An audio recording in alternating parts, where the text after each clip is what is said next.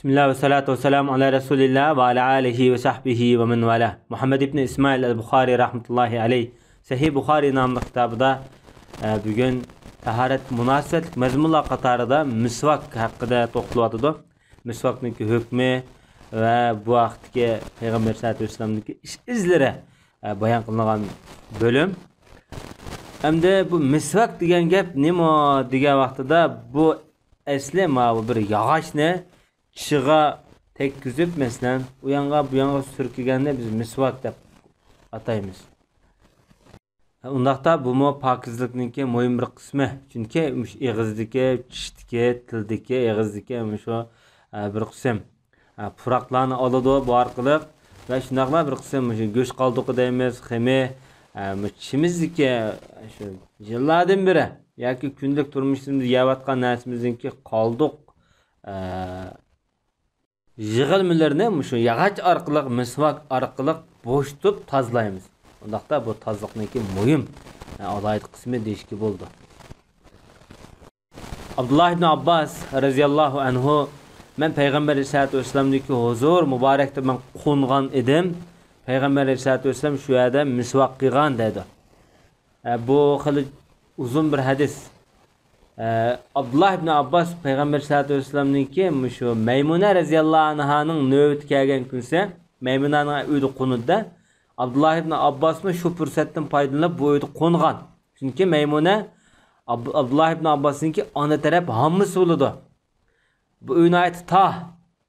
Abdullah ibn Abbasning bu yoqqa qo'nishning sababi Abdullah ibn Abbas bu narsani tushunarligidek, bilgidek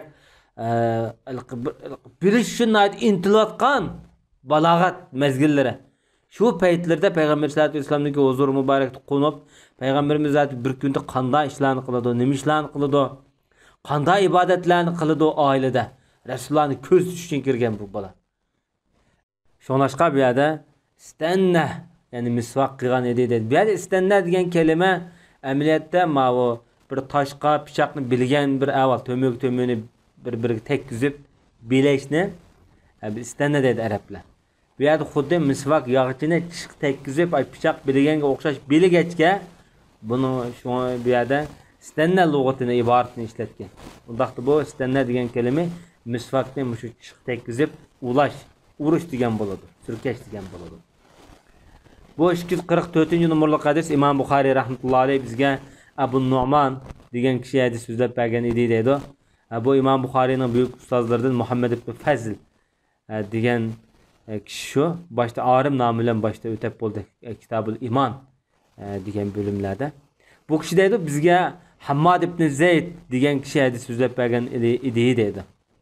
Bu kishining tarjimalimi boshda o'tgan. Bu kishi G'aylan degan kishidan. G'aylan ibn Jarir degan bo'ladi. Bu büyük allama Hicriye 129-yil o'lib ketgan o'zi Basrningki dağınıq hadis ulamolardan biri, büyük tabiin. Çünkü bu kishi tabiin deyishimizda Anas ibn Malik ve onundan başqa mesela Abu Musa al-Ash'ari qatorliq sahobalardan hadis rivoyat qilgan ve cho'ng tabiinlardan o'qigan Said ibn Musayyibga o'xshash. Bu kishining aytib nurg'un ayni vaqtdagi ulamolar hadis rivoyat qilgan jumladan Ayyub as-Saxityani deymiz, Hammad ibn Zayd deymiz ve nazirqidek ve onundan başqamı nayeti büyük muhaddislarniki ustozi. Bu kishiga ulamolar baho bergan vaqtida mesela Yahya ibn Ma'in, Abu Hatim ar-Razi, Imam Nasai qatorliq o'z davridagi danglik mutlaq mujtahid muhaddislar bu kishini ishonchlik deb ta'riflagan. Bu zot bu hadisni Abi Burda degan kishidan rivoyat qilyapti. Abu Burda Abu Musa al-Ash'ari radhiyallohu anhuning o'g'li. Hijriya 103-yil o'lib ketgan bu kishi tabiin.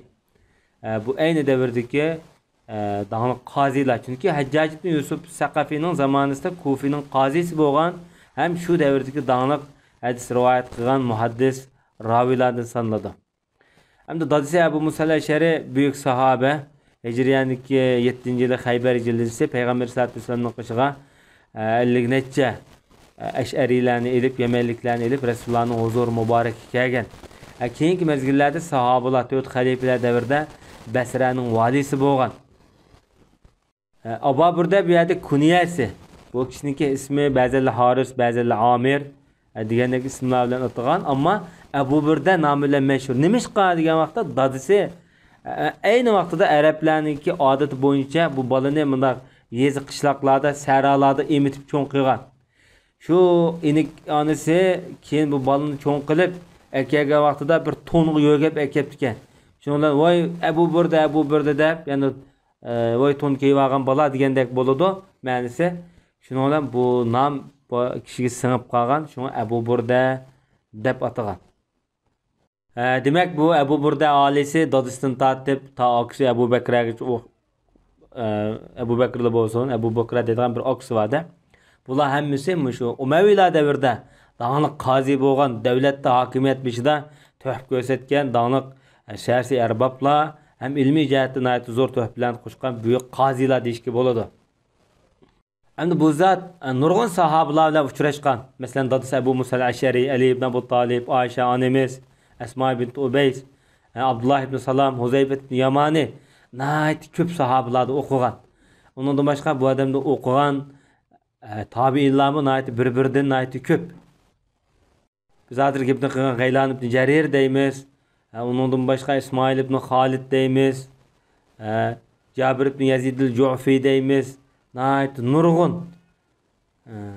Endi ulamolar bu kishiga baho bergan vaqtida ishonchilik, nayt ko'p hadis rivoyat qilgan. Ishonchilik, tabiin, ko'plik odam degandek nomlarni berish bilan birga, hatto bir qism ulamolar bu kishini rostchil, ishonchilik degan. Bo'lapmi Imom Ahmad ibn Hanbal ishonchilik, ko'plik ulamo deb nom bergan. Bu kishi o'zining dadisidan rivoyat qilyapti. Dadisi kim? O Abu Musa al-Ashari radhiyallohu anhu, buyuk sahoba. Bu kishi deydi, Payg'ambar alayhisolatu vasallamning huzuri muborak kelsam, payg'ambarimiz o'z qo'li bilan bir misvakni tutib, tishini misvak qilayotgan ekan deydi. Rasulullohni shu holatda uchratdim deydi. Payg'ambarimiz shu vaqtida o deydi. Bu payg'ambarimizniki misvak qilayotgan holatdagi ovozni sahobalar necha xil ifodalagan. Ba'zilar hozirgidek ayn bilan o deb ifodalagan, ba'zilar deb ifodalagan, ba'zilar deb ifodalagan, ba'zilar a deb ifodalagan. Balkim bu payg'ambarimizniki har bir holatini ko'rgan vaqtidagi shu chiqqan Rasulullohning misvak qilgan holatdagi ovozni tasvirlashda, ifodalashda qo'llangan holat bo'lishi mumkin. Payg'ambarimizniki ig'iz muborakda misvak bor deydi. Shu ovoz chiqayotgan holatda, ya'ni g'achir qilgandek ovoz. Biz masalan buni g'uchur qilish deb ifodalaymiz masalan. Xuddi Payg'ambar sollallohu alayhi vasallam bir narsa qusayotganga o'xshash misvak qilayotgan deydi. Bu Abu Musa al-Ashari'niki payg'ambarimizning misvak qilgan holatini turqini bir ifodalash shaklamda. Demak, misvak qilish payg'ambar sollallohu alayhi vasallamniki ta'kidlik muhim sunnatlarningki qatorida. Chunki payg'ambar sollallohu alayhi vasallam asosan buni umr bo'yi misvak qilishni tashlamagan, izchil davom etgan. Hatto shu sakratlik vaqtidami, o'lib ketgan vaqtidami payg'ambar sollallohu alayhi vasallam Oysha onamizniki maydisiga yo'linib turib, Abdurrahman ibn Abu Bakr, ya'ni Asmaniki inisining qo'lida bir misvakni ko'rib, shuni bagin degan payg'ambarimiz. Payg'ambarimiz elib Oysha onamiz buni yo'ldab qilib bergandan so'ng Rasulullohni misvak qilgan. Ya'ni Rasululloh oxirgi hayotigacha buni tashlamagan muhim sunnatlarning biri. Endi misvakni qanday qilamiz? Bo'yiq qilamdiq, og'zimizdan to'g'risi qilamdiq degan vaqtida qaysi shaklni qilsak bo'ldi. Eng muhim masala og'zimiz, tilimiz, tishimiz yaxshi tozlansa, bir xil yengillik his qilsak, davomli bu yaxshi. Boshqalarga sesiq quroq taqatni saqlam, misvakniki maqsadi bu yerda hosil bo'lgan bo'ladi. Bu misvak haqidagi hadisni taxminan 50 dan ortiq sahoba rivoyat qilgan. Shundan qaragan vaqtda nayt muhim deyishki bo'ldi. 245-numurli hadisda Imom Buxoriy rahmatullohi alayhi bizga Osmon ibn Abi Shayba degan kishi hadis so'zlab bergan edi deydi. Bu kishi deydi, Jarir hadis so'zlab bergan deydi. Mansur ibn Mu'tamir degan kishi shu. Bu kishi Abi Vail degan kishidan, Abu Vail degan Shaqiqul Hazrami degan kishi. Bular Huzayfa radhiyallohu anhudan. Mana bu yerdagi raviylarning hammasining tarjimali boshda o'tab bo'lgan, Huzayfa radhiyallohu anhu payg'ambarimizningki sir asrorining egisi bo'lgan, Rasulullohning sirni saqlaydigan, Rasulullohning muhim istixborot adamlarınki biri. Endi bu hadiste Uzayb radhiyallahu anhu dedi Peygamber aleyhissalatu vesselam keçide qopqa vaqtida mesela namoz qopqa vaqti bo'lsin yoki odat qopqa vaqtida bo'lsin tunji qildigan ishi bo'lsa kerak Peygamber sallallohu alayhi vasallamniki og'zini shu misvak bilan ulaydi dedi. Yani demek tishiga misvakni qo'yib turib u yoqqa bu yoqqa shu misvakni mang'izib tishini sürtüp qiladi degan bo'ladi. Endi Peygamber sallallohu alayhi vasallam buni asosan uyqudan qo'pqa vaqtida qilgan ishda qildi. Nimishqa degan vaqtida odamning shu oshqozondagi gaz va kazalar chiqib, og'izda turib, og'izning puroqlari o'zgargan payt bu. Odam uyquda uyg'ongan vaqt. Bu vaqtda misvak ishlatgan vaqtida bir xil odam jushqun bo'g'il bo'ldi. Ya'ni birsi bir xil og'zimiz tozlanib, bir xil yumshoq bir holat paydo bo'ldi-da bizningki tuyg'umizda. Şu noktada Peygamber sallallahu aleyhi ve sellem bunu o'ziga odat qilgan bo'lishi mumkin. Sallallahu ala nabiyina Muhammad va ala alihi va sahbihi ecmaîn.